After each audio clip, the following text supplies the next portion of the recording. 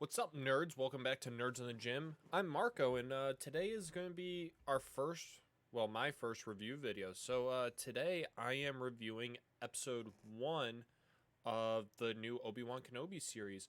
And then I'll post a video shortly after. I'll be doing ratings per episode for this. Even though both episodes came out today, I will do two separate videos for it. So, what did I think of the first episode?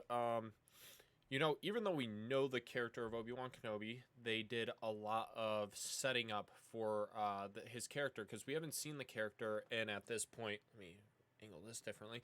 And about it's in 10 years, so we need to see where he's at, and I think they do a great job at doing that. He obviously went through a lot towards the end of episode 3 there, so I think they did a good job of showing where he's at. And it's a very dark tone show so far, at least, which I like. Now, I will give a fair warning. There's going to be spoilers. This is going to be a spoiler review.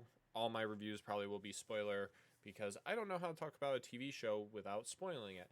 So we go in and we see his daily life. He looks after Luke. It does some job where he like cuts meat essentially all day. I think it's from what are those, like the dragons or whatever on Tatooine. And I think they show like the same sequence like 3 times of him. He's getting like this little bit of money. He ends up actually using the money to buy a little ship for Luke, which Uncle Owen is not too big a fan of. But the episode does a great job showing that basically Obi-Wan cut himself off from the Force entirely, kind of like how we saw Luke in episode 8. He doesn't have really any connection. He threw away his life as a Jedi. The Inquisitors are introduced, and they're on Tatooine looking not for Obi-Wan, but for another Jedi. And they state multiple times because one of the Inquisitors can feel Obi-Wan there, and the others are saying, no, like, you're out of your mind and everything. He's gone. He hasn't been seen in years, which that is a big thing because they basically gave up on their search for Obi Wan Kenobi, and they're there for this other Jedi that comes there. And this Jedi, man, he actually ends up finding Obi Wan because he knew that he was out and about, and Obi Wan just straight told him, he's like, "I'm not the person that you think I am." He's like, "That person's long gone. This is a new world. You need to get up and out of here, and just live your life." He was basically like, there's no. He's like, get rid of the ways of the Jedi. You need to go live your life in a different way, kind of like how Luke was. And we see these. He has this nightmare, and he's still like, the whole Anakin thing and what happened to Anakin is really bothering him and whatnot. And I think they set it up very well.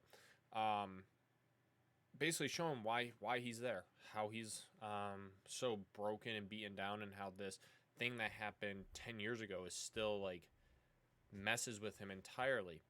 Now, later on in the episode, we do get introduced to, well, not later on, more like mid-episode, we get introduced to Leia and the rest of the Organos. We see a lot of Alderaan. Alderaan was beautiful, gorgeous planet. And basically they introduce Leia. Leia ends up getting captured and kidnapped, and Bail Organa goes and looks out for Obi-Wan because he wants help. And he's basically like, he basically was like telling Obi-Wan, like, I need you to be the person you used to be. And there's this little bit of hope at the end that is given, like, we're going to see Obi-Wan because he goes out into the middle of the desert. Actually, and this is a bit of this was foreshadowed earlier on, is when Obi-Wan meets that other Jedi that was seeking him out. He tells the guy, he's like, go bury your lightsaber in the middle of the desert somewhere and go live your life. And then later on, when Obi-Wan's asked to go help Leia, he goes out into the desert and unburies his lightsaber, and not just his is there, Anakin's is there too. And he basically was convinced by Bail Organa to go save Leia from the kidnappers.